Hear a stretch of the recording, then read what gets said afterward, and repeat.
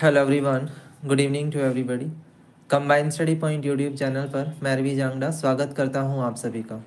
स्वागत है आपका आज के इस यूट्यूब सेशन में। और आज की जो हमारी यूट्यूब की क्लास है उसको हम स्टार्ट करने जा रहे हैं, तो फटाफट से सभी ज्वाइन करिएगा। चैनल पर नए हैं तो चैनल को सब्सक्राइब कर लीजिए और ग्रुप को ज्वाइन कर लीजिएगा। ठीक है, तो आज की जो हमारी क्लास है वो MMPC 012 की होएगी, जिसमें स्ट्रेटेजिक मैनेजमेंट हम डिस्कस कर रहे हैं। ब्लॉक नंबर 1 के बारे में लास्ट क्लास में मैंने डिस्कस किया था, पूरा ब्लॉक 1 हम कर चुके हैं।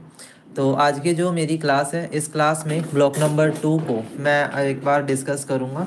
ओवरऑल जो सारी चीज़ें हैं वो आपसे मैं एक्सप्लेन करने की कोशिश करूँगा इस क्लास के अंदर।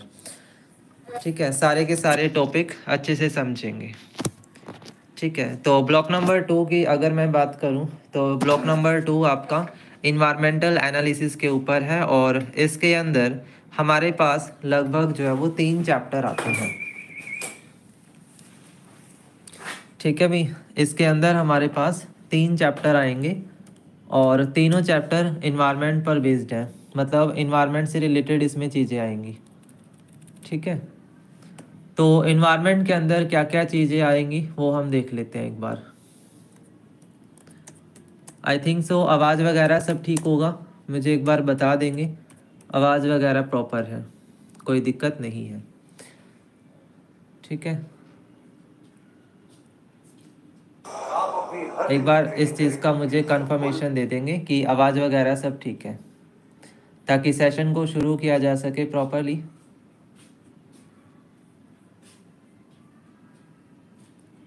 हाँ जी, सब ठीक है ना? हाँ जी, सब ठीक है ना? हाँ जी, सब ठीक है। चलिए, तो यूनिट नंबर 4 जो है वो एक्सटर्नल इन्वायरमेंट एनालिसिस के ऊपर है। यूनिट नंबर 5 जो है वो कॉम्पिटिटिव एनालिसिस है और unit number 6 internal environment analysis है। ठीक है, 4th, 5th और 6th। जो यूनिट 4 है उसमें आपका एक्सटर्नल इन्वायरमेंट एनालिसिस आएगा, 5th में आपका कॉम्पिटिटिव एनालिसिस आएगा और 6th में इंटरनल इन्वायरमेंट एनालिसिस आएगा। ठीक है, तो इसके ऊपर हम बात कर लेते हैं। चैप्टर नंबर 4 में सबसे पहले तो देखो क्या है, एक्सटर्नल एनालिसिस है और इसमें देखो क्या क्या चीज़ें आती हैं। सबसे पहले अगर मैं बात करूं कि भाई एक्सटर्नल इन्वायरमेंट होता क्या है, तो एक्सटर्नल इन्वायरमेंट में वो सारे फैक्टर आते हैं जिसकी वजह से कोई भी बिजनेस एक्सटर्नली अफेक्ट हो रहा है, चाहे वो हमारी गवर्नमेंट हो, चाहे वो हमारे कस्टमर हो या फिर हमारे कॉम्पिटिटर हो, है ना, कोई भी हो सकता है एक्सटर्नल इन्वायरमेंट के अंदर। और जब हम स्ट्रेटेजिक मैनेजमेंट करते हैं, कोई भी स्ट्रेटेजी फॉर्मुलेट करते हैं, तो हमारे बिजनेस का जो एक्सटर्नल इन्वायरमेंट है उसको हम ज़रूर पढ़ेंगे, उसको हम समझेंगे कि उसमें क्या क्या कमियां हैं या स्ट्रेंथ एंड वीकनेसेस हमारी क्या क्या हैं, उसको हम देखते हैं। ठीक है, तो सबसे पहले इसके अंदर मैक्रो इन्वायरमेंट के फैक्टर सारे पढ़े जाएंगे, जैसे डेमोग्राफिकल इन्वायरमेंट हुआ, टेक्नोलॉजिकल इन्वायरमेंट हुआ, सोशल इन्वायरमेंट हुआ या इकोनॉमिकल इन्वायरमेंट हुआ, वो सारी चीज़ें इसमें आती हैं। ठीक है, उसके बाद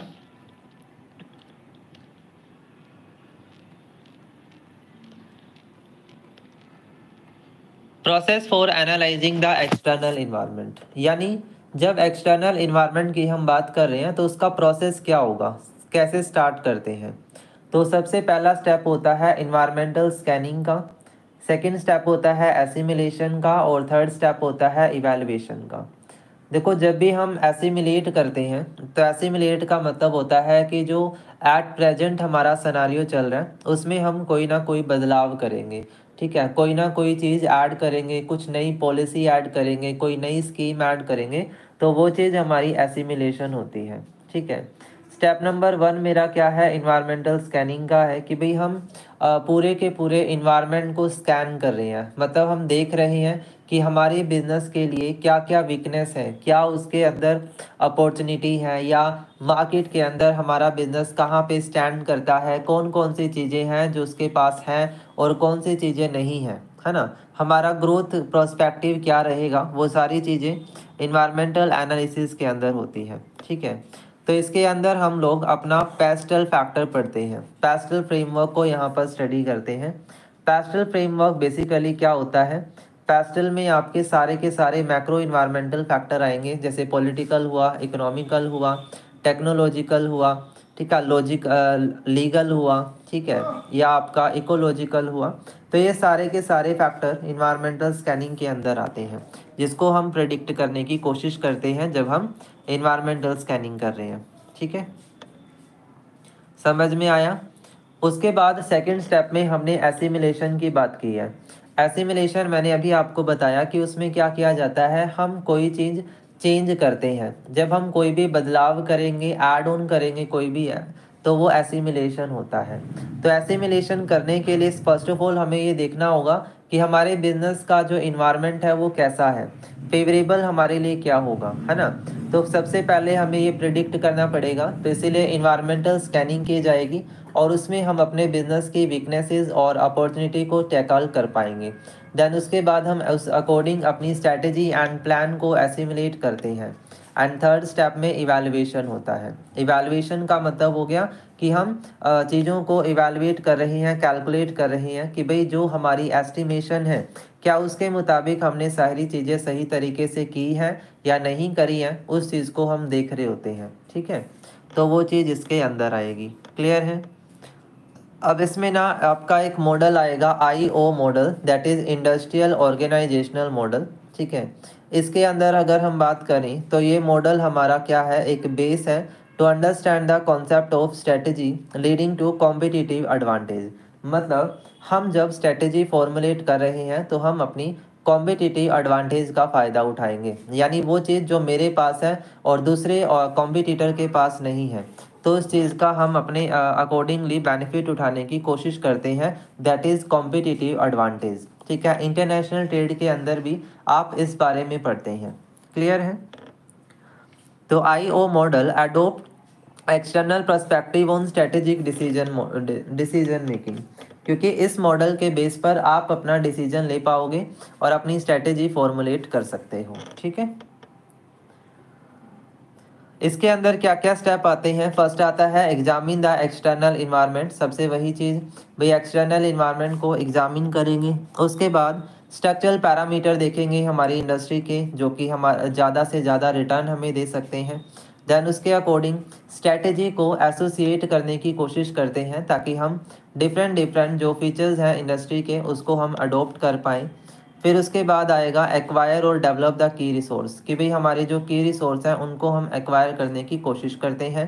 देन उसके बाद कॉम्पिटिटिव एडवांटेज को अचीव कर लेते हैं। ठीक है, और इस जरिए हमें अपनी अपॉर्चुनिटी और थ्रेट का पता लगेगा और स्ट्रेंथ एंड वीकनेसेस का पता लगेगा। क्लियर है। ये आपका IO मॉडल है, ये पूरा इसके अंदर स्टेप फॉर्मुलेट करके बताए गए हैं कि कौन कौन से स्टेप हैं जो IO मॉडल के अंदर आते हैं। ठीक है, देन उसके बाद पेस्टल फ्रेमवर्क है, अभी हमने इसकी बात करी। Political, economical, social, technological, environmental and legal, ये सारे पॉइंट इसके अंदर आते हैं। ठीक है, जब मैं पॉलिटिकल की बात करूं तो ये गवर्नमेंट से रिलेटेड होता है, जैसे कि गवर्नमेंट स्टेबल है या नहीं है, कि बार बार गवर्नमेंट चेंज तो नहीं हो रही।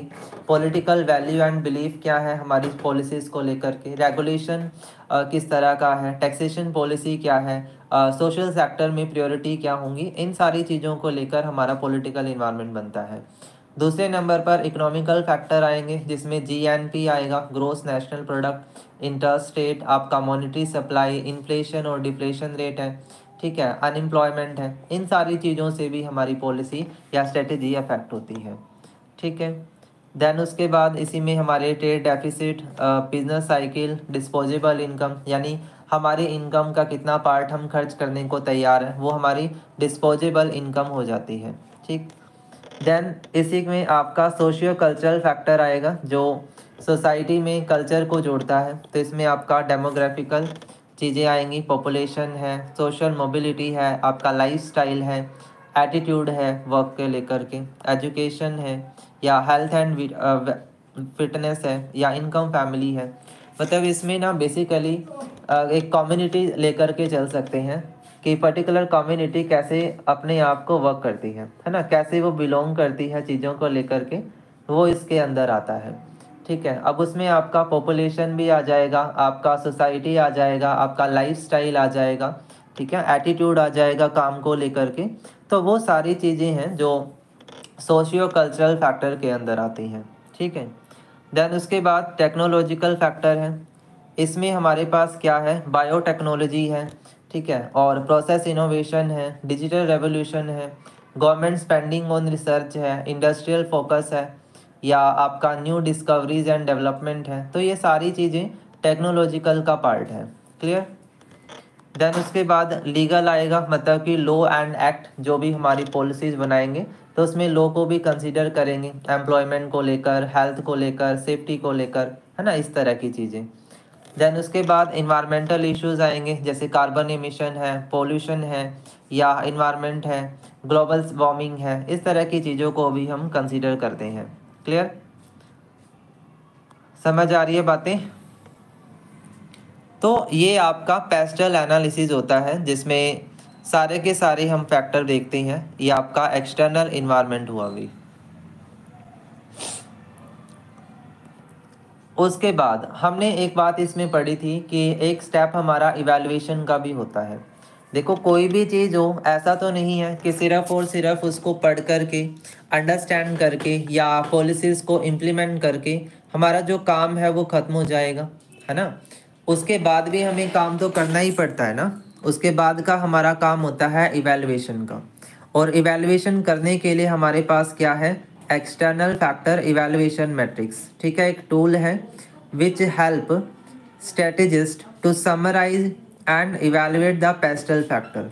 मतलब यहाँ पे हम चीज़ों को समराइज करते हैं, पेस्टल फैक्टर्स को इवैल्यूएट करते हैं, और इसके अंदर कुछ आपके स्टेप आएंगे जिसके ज़रिए हम इवैल्यूएशन करेंगे। ठीक है, चीज़ों को लेकर के हम इवैल्यूएट करते हैं। सबसे पहला काम क्या आता है, list the key external factor, कि जो मेरे एक्सटर्नल फैक्टर हैं उनको हम लिस्ट आउट करेंगे। यानी ये देखेंगे कि हमने कौन कौन से फैक्टर को कंसीडर करा, उसकी हम एक लिस्ट बनाएंगे। क्लियर। तो पेस्टल हमने एक बार परफॉर्म कर लिया, उसके बाद हम एक्सटर्नल फैक्टर आइडेंटिफाई करेंगे। ये 10 हो सकते हैं, 20 हो सकते हैं, 30 हो सकते हैं, डिपेंड करता है। इनसे हमें पता लगेगा कि हमारी फर्म के लिए थ्रेट्स क्या हैं, प्रॉब्लम्स क्या हैं, या अपॉर्चुनिटीज़ क्या हैं, तो वो पता लगेगा। फिर उसके बाद सेकंड स्टेप होता है असाइनिंग द वेट। इन फैक्टर्स को हम अपना वेट असाइन करेंगे। ठीक है, और 0 से लेकर के 1 तक ये स्टार्ट होता है। ठीक है, देन उसके बाद assign the rating to each factor. जो रेटिंग स्केल है वो 1 to 4 फैक्टर को असाइन करते हैं, जो कि फर्म की अफेक्टिवनेस को मेजर करता है। 1 पुअर रिस्पॉन्स के लिए है, 2 जो है वो एवरेज रिस्पॉन्स के लिए है, 3 जो है वो अबव एवरेज रिस्पॉन्स है, और 4 जो है वो सुपीरियर रिस्पॉन्स है, और इसके हिसाब से हम रेटिंग देते हैं। देन एक इसके बाद क्या होगा, एक वेटिंग स्कोर हमारे पास जनरेट हो जाएगा, एंड लास्ट में हम टोटल वेट स्कोर मेजर करेंगे, और ये देखेंगे कि हमारी फर्म का जो इवैल्यूएशन हुआ है वो पॉजिटिव है या फिर नेगेटिव है, फेवरेबल है या फेवरेबल नहीं है। और फिर उसके बाद दोबारा से अपनी स्ट्रेटेजी फॉर्मुलेट करने के लिए हम सोचना शुरू कर देंगे। ठीक,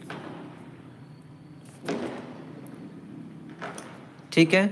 यहाँ पे एक लिस्ट भी दी हुई है, देखो प्रॉपर। ये की एक्सटर्नल फैक्टर हैं, उनके वेट दिए हैं, रेटिंग दी है, देन वेटिंग स्कोर है। ठीक है, वेट्स के बाद हमने रेट को मेजर करना है, दोनों का प्रोडक्ट आएगा, वो वेटेड स्कोर है। एंड इसके मुताबिक हम अपनी अपॉर्चुनिटी देख रहे हैं, थ्रेट देख रहे हैं। ठीक है, तो यहाँ पे ये आपका इवैल्यूएशन का एक मेथड हुआ, एक्सटर्नल इन्वायरमेंट एनालिसिस। तो इसमें मेन आपका ये पेस्टल का टॉपिक है, बहुत ही इंपॉर्टेंट है। इन्वायरमेंटल स्कैनिंग है, या आपसे डायरेक्ट इसका जो आईओ मॉडल था, इंडस्ट्रियल ऑर्गेनाइजेशनल मॉडल है। ठीक है, तो ये 2-3 क्वेश्चन तो देखो शॉर्ट आंसर टाइप में बनते हैं।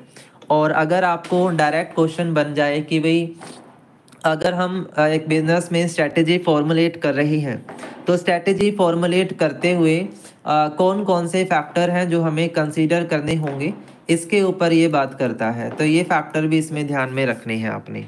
ठीक है, चलिए इसके बाद हमारे पास अगला जो चैप्टर आता है वो आपका कॉम्पिटिटिव एनालिसिस के ऊपर आएगा, यानी कि कंपटीशन को लेकर के इसमें सारी बातें जो है वो डिस्कस होंगी। तो यहाँ पे हम देख लेते हैं क्या क्या चीज़ें हैं। तो यहाँ पे बेसिकली हम कॉम्पिटिटिव फोर्सेस को पढ़ रही हैं, ठीक है। कोई भी ऑर्गेनाइजेशन है वो तभी सक्सेसफुल हो सकती है अगर वो अपनी स्ट्रेटेजी को कॉम्पिटिटर के हिसाब से चले, ठीक है। हम अपने कॉम्पिटिटर को कम नहीं आंक सकते हैं, तो उससे बढ़िया स्ट्रेटेजी हमारी होनी चाहिए, और इसके लिए हमें रिलेवेंट इन्फॉर्मेशन चाहिए होगी हमारे कॉम्पिटिटर की, जो कि ताकि हम अपनी स्ट्रेटेजी फॉर्मुलेट कर पाएँ, ठीक है। Competition in the industry is usually intense, ठीक है, कि भाई हमेशा इंटेंस रहता है, और यहाँ पे एक ऑर्गेनाइजेशन जो है वो अपने आप को वीकनेसेस जो है वो देख पाती है, ठीक है। एंड इसके अकॉर्डिंग कॉम्पिटिटर की स्ट्रेंथ वीकनेस वो जान पाएंगे, ऑब्जेक्टिव एंड स्ट्रेटेजी हम देख पाएंगे, response of the competitor toward the PESTEL factor वो हम यहाँ पर देख सकते हैं, वल्नरेबिलिटी ऑफ द कॉम्पिटिटर, ठीक है, भाई कॉम्पिटिटर हमारे किस तरीके की स्ट्रेटेजी लगा रहे हैं वो सब देख रहे हैं, पोजीशनिंग उनके प्रोडक्ट की किस तरह की है, एंट्री एंड एग्जिट का मार्केट में क्या स्टेटस चल रहा है, कौन सी फर्म है जो टॉप पे है, कौन सी फर्म है जो डाउन पर है, या कौन सी है जो ऑन एन एवरेज चल रही है। तो वो सारी चीज़ें हमें कॉम्पिटिटिव एनालिसिस से पता लगेंगी। क्लियर। इसके अंदर पोर्टर का 5 फोर्स फ्रेमवर्क है, very very important question. Porter का मॉडल आता है, पोर्टर ने 5 फोर्स बताए हैं जिससे कि एक स्ट्रेटेजी फॉर्मुलेट हो सकती है, ठीक है। तो इसमें देखो हम बढ़ेंगे क्या क्या चीज़ें आएंगी।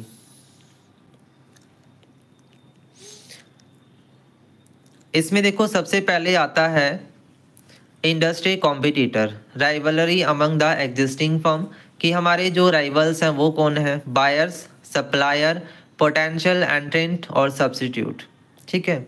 इन पांचों फैक्टर से पूरा का पूरा जो इन्वायरमेंट है वो इन्वायरमेंट जो है वो अफेक्ट होता है। पोर्टर ने 5 फोर्स बताए हैं, मतलब अगर इन फोर्सेस को पढ़ा जाए तो उनके मुताबिक ही हमारा जो काम है वो बनता है, ठीक है। तो इसमें देख लेते हैं भाई, सबसे पहले क्या आएगा, थ्रेट ऑफ न्यू एंट्रेंट, कि न्यू एंट्रेंट का थ्रेट है वो हम देख रहे हैं। न्यू एंट्रेंट यानी कि नई फॉर्म, ठीक है, एक तरह का ये थ्रेट होता है। The competitive position of the established business is affected because एंट्रेंट may add new production capacity and affect the market share. भाई हमारा कंपटीशन बढ़ जाएगा अगर कोई नया एंट्रेंट आता है, कोई नई कंपनी आती है, तो वो अपनी प्रोडक्टिविटी को बढ़ा करके अपनी कॉम्पिटिटिवनेस को बढ़ा देगी, ठीक है, मार्केट में शेयर एक्वायर करेगी। तो this will be our competition, मतलब कि ये सारे फैक्टर हैं जिसकी वजह से फर्म के अंदर, मार्केट के अंदर कंपटीशन बढ़ेगा। क्लियर है। तो न्यू एंट्रेंट के आने की वजह से कंपटीशन टफ हो जाएगा, क्योंकि उस एंट्रेंट की वजह से हमारी जो प्रोडक्शन कैपेसिटी है वो थोड़ा सा कम हो जाएगी, और मार्केट शेयर में उसका हिस्सेदारी जो वो बढ़ना शुरू हो जाएगी, ठीक है। इकोनॉमी ऑफ स्केल का मतलब होता है भाई बेनिफिट इन प्रोडक्शन, वो सारी चीज़ें जिससे हमारी कॉस्ट ऑफ प्रोडक्शन कम हो जाए, that is economies of the scale. जब एक नया बिजनेस आएगा तो अपने स्मॉलर स्केल पर ऑपरेशन स्टार्ट करेगा और उसकी कॉस्ट जो है वो बहुत ज़्यादा होगी, तो इस केस में कॉम्पिटिटिव पोजीशन हमारी एडवर्सली अफेक्ट होती है, ठीक है। लर्निंग इफेक्ट है, इसमें ये बताया गया है कि भाई एक एक्सपीरियंस कर्व होता है जो बिजनेस में ये बताता है कि जितना वो प्रोड्यूस करेंगे उतना ही ज़्यादा वो अपनी कॉस्ट बेनिफिट को बढ़ाएंगे, ठीक है। और एफिशिएंसी लेवल जब अचीव हो जाता है तो उससे क्या होगा, हम ऑर्गेनाइजेशन की तरह वर्क कर पाएंगे, एक बेटर लर्निंग जो है वो कर पाएंगे।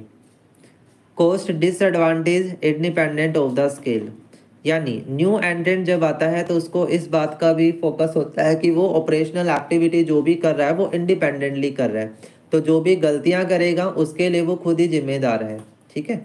ब्रांड बेनिफिट है, भाई वेल एस्टैब्लिश ब्रांड पहले से मौजूद है तो उनके साथ टक्कर होती है हमारे प्रोडक्ट की।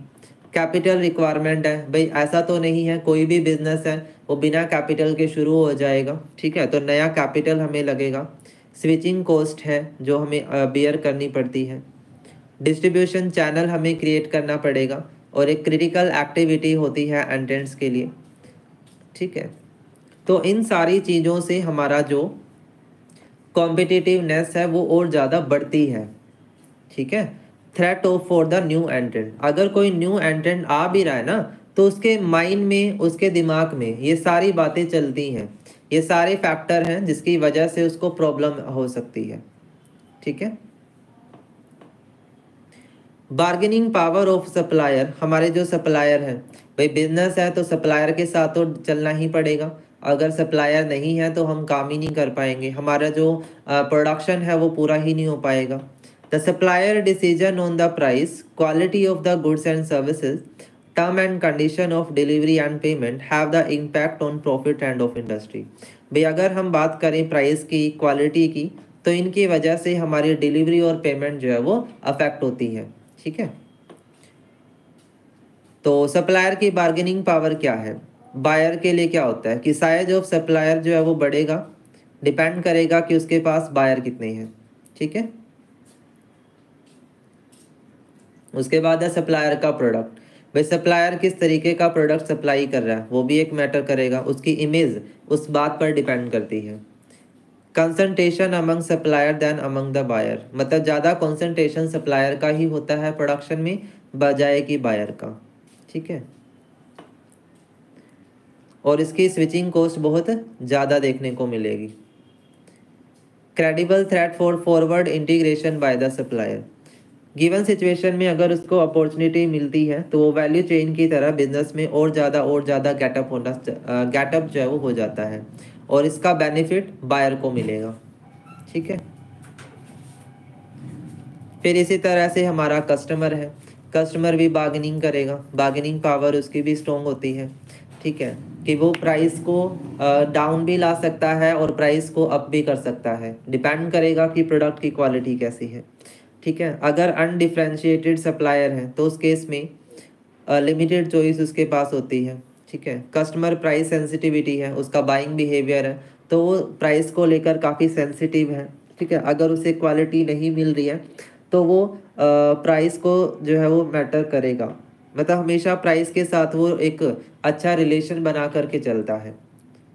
कस्टमर का माइंड इस बात पर काम करेगा कि वो ये चाहता है कि उसको फेवरेबल प्राइस मिले हमेशा। ठीक है। ठीक है। अगर मैं प्राइस ज़्यादा रख रहा हूँ मेरे कॉम्पिटिटर से तो मेरा कस्टमर कहाँ जाएगा, मेरे कॉम्पिटिटर के पास। समझ आई ये चीज़। Accurate information about cost structure, supplier का जो कोस्ट स्ट्रक्चर है उसके बारे में कस्टमर को पहले से ही जानकारी होती है तो वो उस हिसाब से अपना माइंडसेट बनाता है। ठीक है। Concentration on buyer industry then in supplier industry, उसका फोकस किसके ऊपर होएगा, बायर इंडस्ट्री पर होगा, दूसरों पर नहीं होगा। ठीक है। Is it.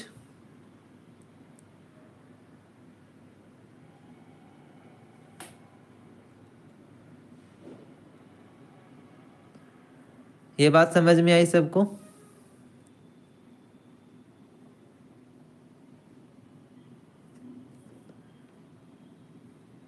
क्लियर हो गया।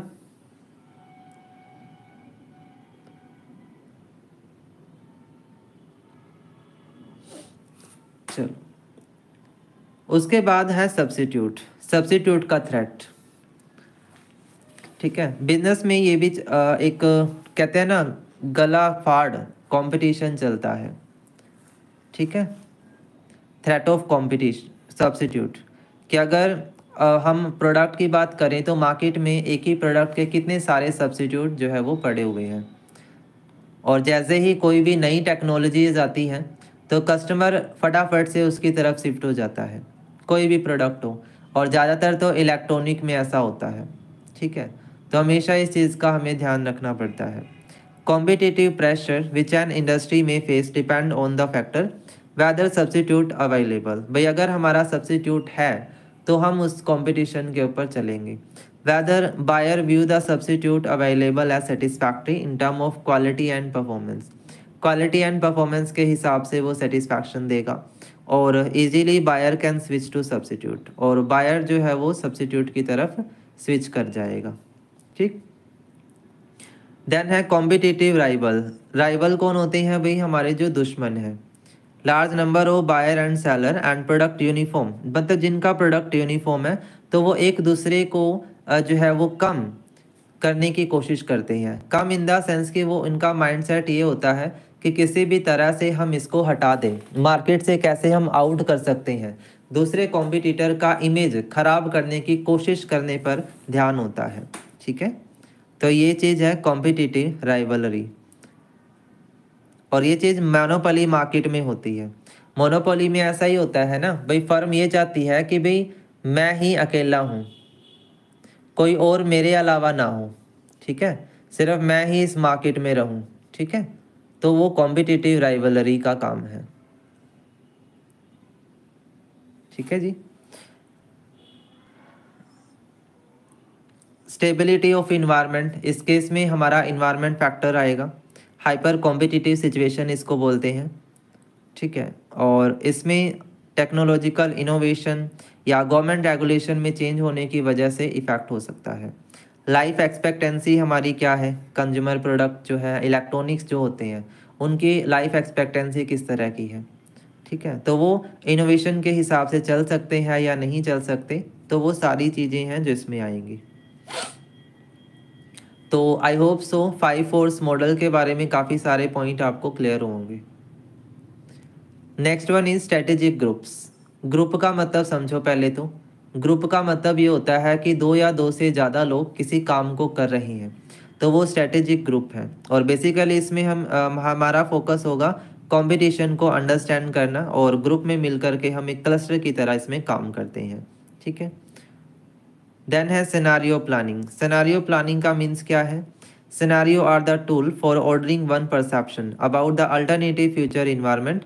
भाई फ्यूचर इन्वायरमेंट हमारा किस तरह का होगा, उसके बारे में जो हमारा परसेप्शन है, दैट इज़ योर सिनारियो। कि हम अपने आप को कहाँ पर देख रहे हैं, कहाँ हम लाई करने वाले हैं, उस चीज़ के बारे में सोच रहे हैं, that is the scenario planning. ठीक है,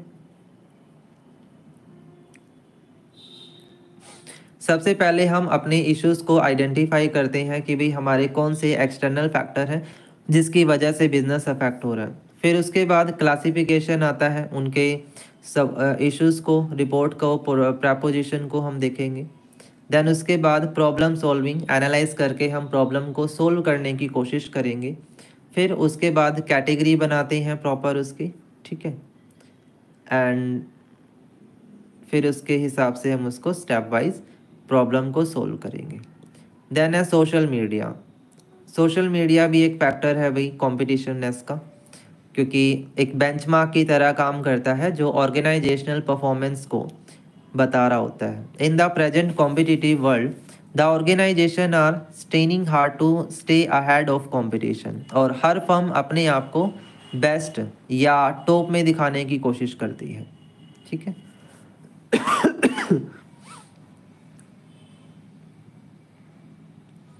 उसके बाद है कॉम्पिटिटिव प्रोफाइल मैट्रिक्स। एक स्ट्रेटेजिक मैनेजमेंट टूल है जिसका यूज हम करते हैं कंपैरिजन के लिए, जहाँ पे ऑर्गेनाइजेशन कंपेयर कर रही होती हैं अपने आप को दूसरे कॉम्पिटिटर से। तो इसमें सबसे पहले है क्रिटिकल सक्सेस फैक्टर, CSF।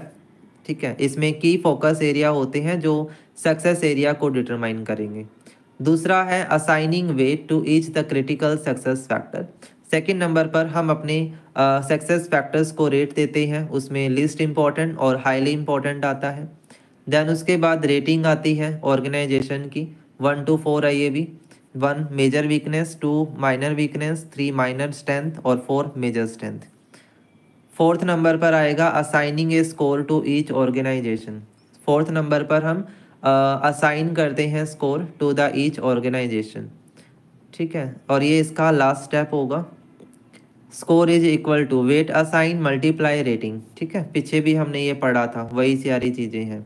तो उससे हमें पता लगेगा कि हमारी कॉम्पिटिटिवनेस स्ट्रेंथ कितनी है, अच्छी है या बुरी है। ठीक, तो ये वाला जो चैप्टर है इसमें आपको 5 फोर्स मॉडल अच्छे से पढ़ने हैं, बहुत इंपॉर्टेंट है। स्ट्रेटेजिक ग्रुप क्या है, सिनारियो प्लानिंग क्या होती है, इसके ऊपर थोड़ा पढ़ लेना, उससे आपका ये हो जाएगा। ओके, नेक्स्ट हमारा जो है चैप्टर वो है इंटरनल एनालिसिस पर।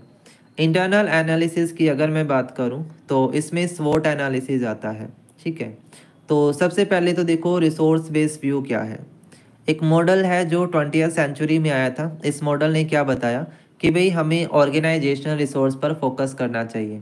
अगर कोई भी बिजनेस अपने आप को स्टेबल करना चाहता है तो फिजिकल और ह्यूमन दोनों तरह के रिसोर्स को उसे पढ़ना होगा, समझना होगा, ताकि ऑर्गेनाइजेशनल कैपेसिटी को वो बढ़ा सके और अपने आप को यूनिक प्रोडक्ट की तरह, यूनिक सर्विस की तरह दिखा सके। ठीक है। RBB model is a centred on the concept of resource. इसको एक रिसोर्स कॉन्सेप्ट की तरह हम लेकर के चल सकते हैं। इसमें 3 तरह के रिसोर्स आते हैं, जिसमें एसेट, कैपेबिलिटी और कॉम्पिटिटिवनेस आती है, कॉम्पिटेंसी आती है। एसेट में फैक्टर ऑफ प्रोडक्शन आ जाएगा। जो भी प्रोडक्शन फैक्टर है वो आपके एसेट होते हैं, जिससे कि हम गुड्स एंड सर्विस को बना रहे हैं। ठीक है। कैपेबिलिटी का मतलब होता है हमारी एडवांटेज, भाई जो हमारे पास है और किसी दूसरी फर्म के पास नहीं है। ठीक है। अगर कोई 2 सिमिलर फर्म है तो उसमें क्या यूनिकनेस है, वो आपकी कैपेबिलिटी होती है। ठीक है।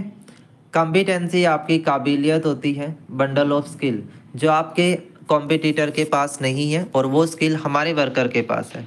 ठीक है। इसमें देखो रिसोर्स कौन से होते हैं। फिजिकल रिसोर्स में आपका बिल्डिंग आ जाएगा, मशीनरी आ जाएगा। ह्यूमन रिसोर्स में हमारे इकोनॉमिकल नॉलेज आती है कि भाई हमारे एम्प्लॉय की नॉलेज कहाँ तक है। फाइनेंशियल रिसोर्स में कैपिटल, कैश, डेटर, क्रेडिटर, ये सारी चीज़ें आती हैं। ठीक है। देन है थ्रेश होल्ड रिसोर्स, जो कि मार्केट से हमें मिलेगा, कॉन्टीन्यूअस इम्प्रूवमेंट की जिसे ज़रूरत होती है। ठीक है। यूनिक रिसोर्स है जो स्ट्रेटजी को फॉर्मुलेट करने में काम आएगा, ताकि हम कॉम्पिटिटिव एडवांटेज का फ़ायदा ले पाएँ। उसके बाद हमारी कोर कॉम्पिटेंसी है एबिलिटी टू परफॉर्म। भाई हमारे पास स्टाफ अगर है, रिसोर्स हमारे पास है, तो हम इसका बेनिफिट ले सकते हैं, हमारी कैपेबिलिटी को बढ़ा सकते हैं। ठीक है जी। चलिए, इसमें व्रियो फ्रेमवर्क आता है, that is valuable, rare, imitable and organise. इसका मतलब क्या होता है? वैल्यूएबल क्या है? रिसोर्स को वैल्यूएबल तब कहते हैं अगर वो ज़्यादा एडवांटेजेस हमारे लिए है। ठीक है, फ़ायदा हमें ज़्यादा दे रहा है। रेयर क्या है? एक ऐसा प्रोडक्ट जो डिस्टिंक्ट है और यूनिक है अपने आप में। इमिटेबल है, जिसको इमिटेट कर सकते हैं।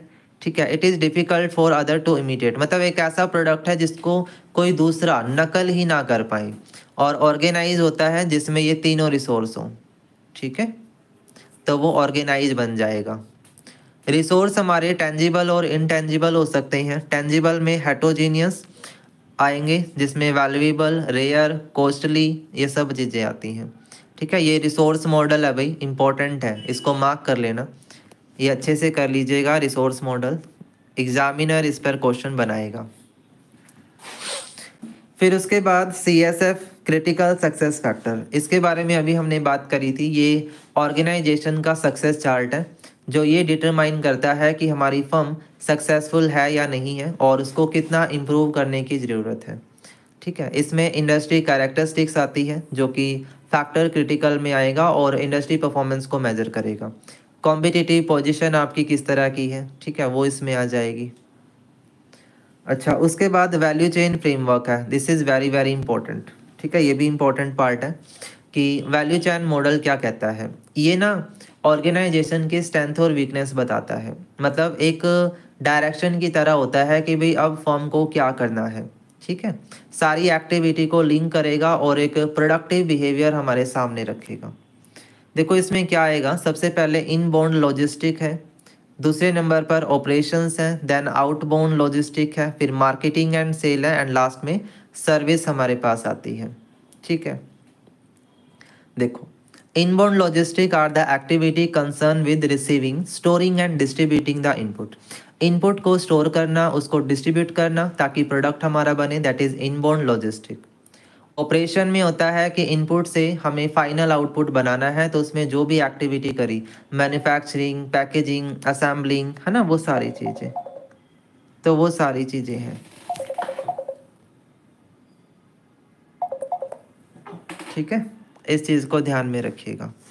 उसके बाद आउटबाउंड लॉजिस्टिक आएगी, जिसमें प्रोडक्ट को डिस्ट्रीब्यूट हम करेंगे। मार्केटिंग एंड सेल है, जिसमें यूज़र अवेयर होता है प्रोडक्ट और सर्विस को लेकर के। ठीक है, चलिए कस्टमर सर्विस यानी फाइनल भाई हम प्रोडक्ट को डिलीवर कर चुके हैं और प्रोडक्ट की इम्प्रूवमेंट वगैरह जो है वो मेजर कर रही हैं, तो वो सारी चीज़ें इसमें आ जाएंगी। ठीक है, क्लियर सबको? देन है कंपैरिजन स्टैंडर्ड। ये बेसिकली स्ट्रेंथ एंड वीकनेसेस को ही डिटरमाइन करता है और अप्रोप्रिएट हमारे जो स्टैंडर्ड है उनको देखेगा। Industrial norm compare the performance of organisation. ठीक है, हमारे जो नॉर्म्स हैं उनको यहाँ पर मेजर कर रहे हैं। And it is widely available, can be found from several publish sources, मतलब अलग अलग सोर्स से हमें इसके बारे में जानकारी मिलती है। एंड हिस्टोरिकल कंपैरिजन बेसिकली हमारी परफॉर्मेंस को मेजर करता है कि प्रीवियस ईयर डाटा से हम अपने करंट ईयर डाटा को मेजर कर पा रहे हैं और उसके हिसाब से फिर चीज़ें हम देखते हैं। देन है benchmarking, it compare performance best in class, यानी कि बेंचमार्किंग वो प्रोसेस होता है जिसमें हम अपने आप को बेस्ट मेजर कर पा रहे हैं। ठीक है, बेस्ट मेजर करने का सिंपल सा मतलब ये हुआ कि हम अपने आप को बेस्ट कैसे दिखा सकते हैं, हमारे अंदर यूनिकनेस क्या है। ठीक है, दैट इज़ यूनिकनेस हमारी क्या है, उस चीज़ को ये डिफाइन करेगा।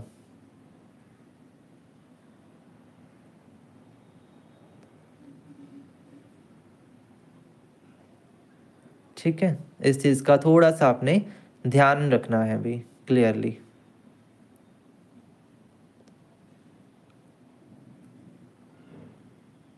चलिए,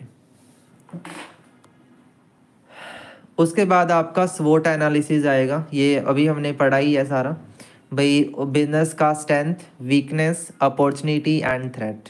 ठीक है, ये चार एलिमेंट इसमें आते हैं। Strength and weakness internal factor हैं और अपॉर्चुनिटी थ्रेट एक्सटर्नल फैक्टर हैं, ये आप लोगों ने पढ़ा भी है। ठीक है, ये बिजनेस है कोई और उसकी strength, weakness, opportunity, threat define किया हुआ है, आप इसमें देख सकते हो। स्ट्रेंथ होता है कि भाई आपकी स्पेशल क्वालिटी, वो आपकी स्ट्रेंथ है। वीकनेस है जिसमें आप जो चीज़ आपके पास नहीं है, जो लैक ऑफ रिसोर्स हमारे पास है।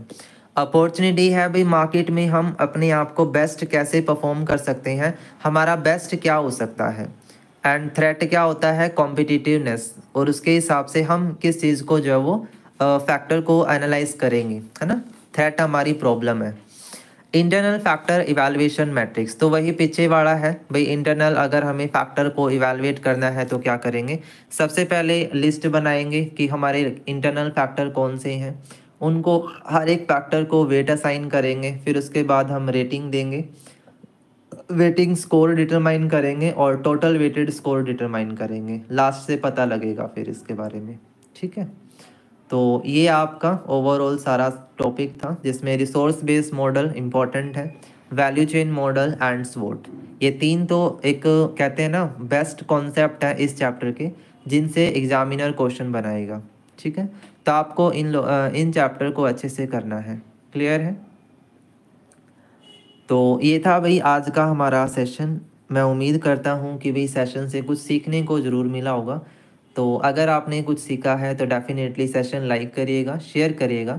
चैनल पर नए हैं तो चैनल को सब्सक्राइब कर लीजिएगा और ग्रुप लिंक को ज्वाइन करके ग्रुप का हिस्सा बन जाइए, ताकि आपकी जो प्रॉपर प्रिपरेशन है एग्ज़ाम को लेकर वो हो सके। ठीक है, चलिए, thank you so much everyone.